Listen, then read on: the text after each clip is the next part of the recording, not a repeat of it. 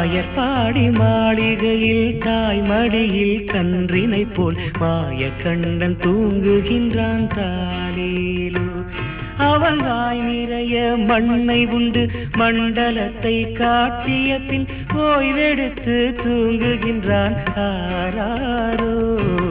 ஓய்வெடுத்து தூங்குகின்றான் ஆராரோ.